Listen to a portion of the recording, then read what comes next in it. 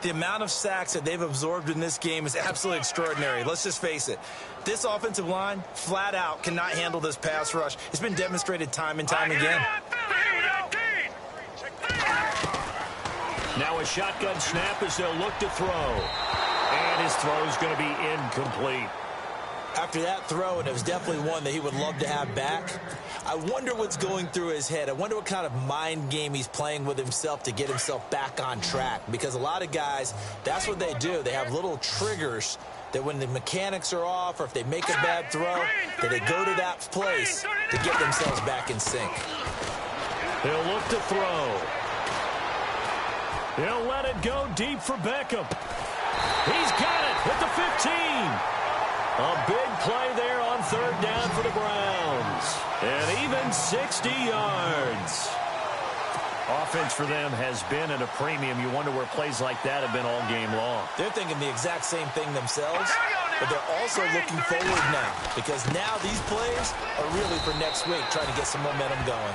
And able to push his way forward here for a good little gain. It's a pickup of 4, and it'll bring up second down. On any running play that's called, they're always hoping that it's going to break big and go the distance. But when you get a nice gain like that, you're able to do so many things anyway. You can come back and run essentially the same play again, continue to move the ball on the ground, or you can decide to throw the ball now because usually you have the defense back on its heels. It's a 6-yard run, leaves him with about a foot or so here still to go to hit the marker with third down coming up. Time for a break. Back to finish it off on EA Sports after this.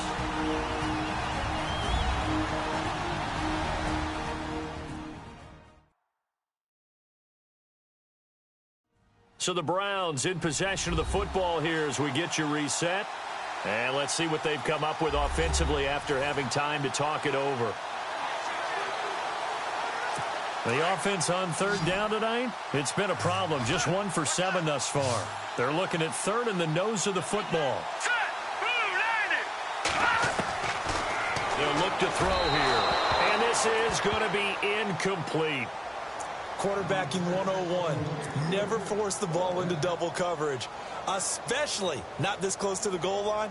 The windows are so tight, you just don't want to force it in there because it could be tipped up and picked off. And this one is right through. And they'll get back 3, but this remains a large deficit. Well, in the grand scheme of things, it's likely not going to matter much, but at least they get themselves 3 points closer to respectability. And I don't know that they're going to feel a whole lot better about things because they've clearly been out. Reason not to take the points when the opportunity presents itself.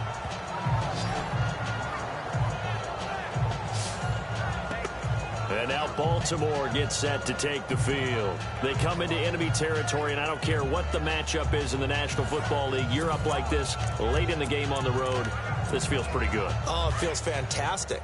Anytime you get a road victory in the NFL, that's a big-time accomplishment. And to do it this convincingly, that just tears up the script that every home team has, which is nobody comes into our house and pushes us around.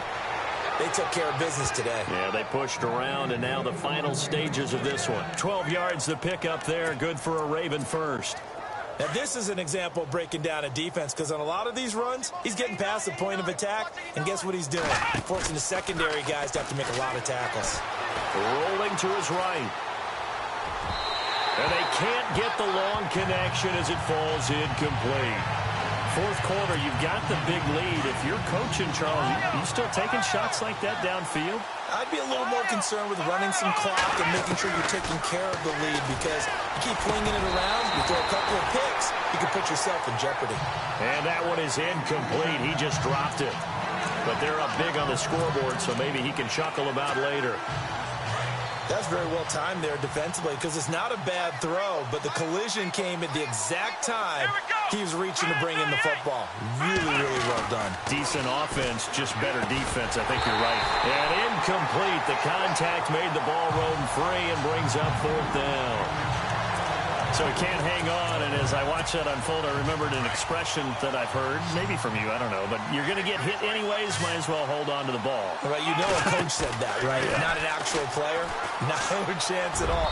Way easier said than done. And it's incomplete. They cannot convert, and they turn it over. The Ravens go for it, but come up empty. And the Browns are going to get this thing back.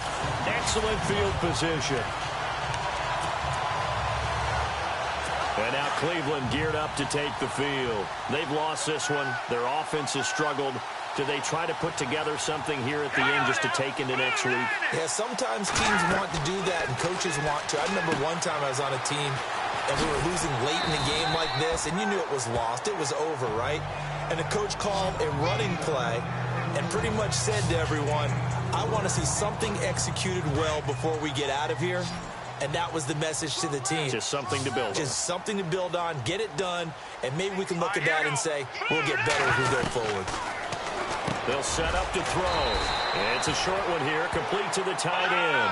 And he works it to the 30-yard line here, right at the 30. That catch good for 5. It's third down.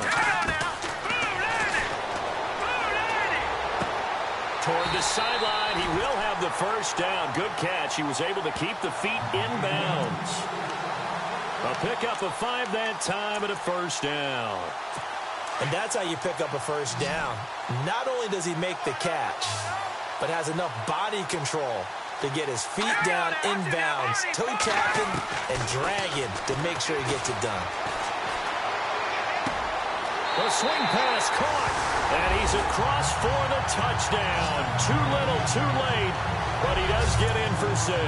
No wonder you're grinning. You just beat me in our fantasy league. Indeed I did, my good man.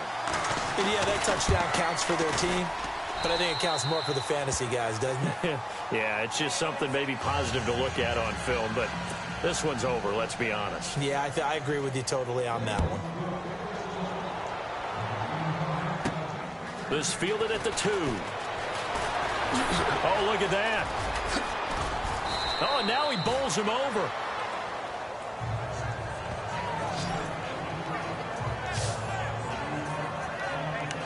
And the Ravens taking the field. They have the big cushion. Here in the final stages of this one, I don't know if there's any better feeling than being up big on the road. There really can't be, because for a team to go on the road and win in the NFL, that's huge to begin with. But just think about all the preparation that went into it. When they first started talking about this game, leading up to it during the week, going on the road, unfamiliar. And got his man complete. And he'll be taken down, but not before he gets into enemy territory. Give him 30 yards there.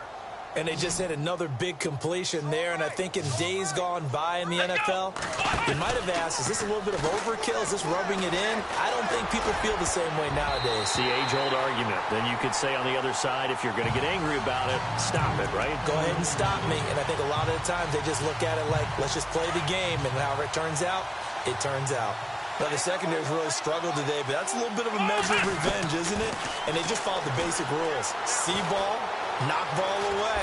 And he's going to lose a yard or 2. Taken down behind the line. Now a final chance to stop it here as a timeout comes in with 10 seconds left in the game. The Ravens on third down. 2 for 5 to this point. This is 3rd and 11. Looking to throw. Ferguson. Looking for his tight end on the corner. It's complete. And now with 4 seconds left, we get a timeout call.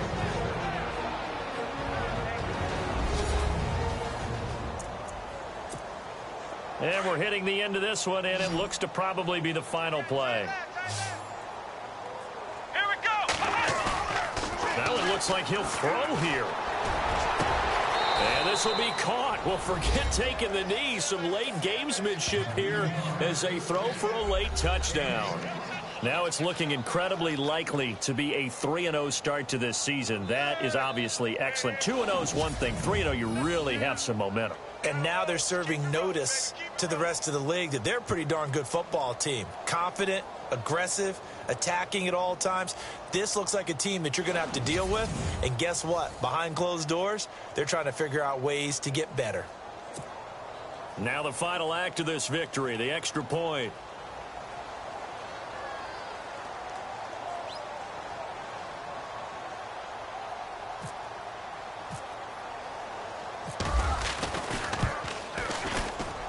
It's up and good, and they add one more to what will wind up a fairly lopsided victory. Well, Charles, it's one thing to win. It's another thing to win and put up the amount of points that they did.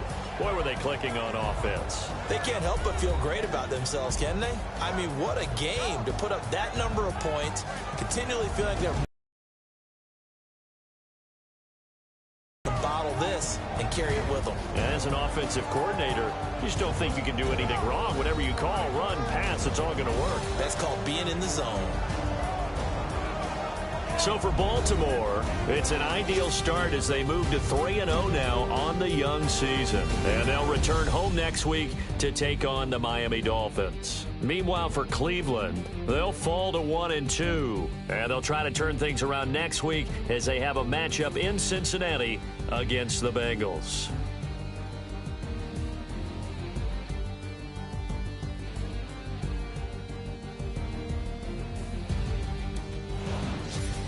So that's a wrap. For Charles Davis, I'm Brandon Gaudin. And this has been a presentation of the NFL on EA Sports. For more, check us out at easports.com.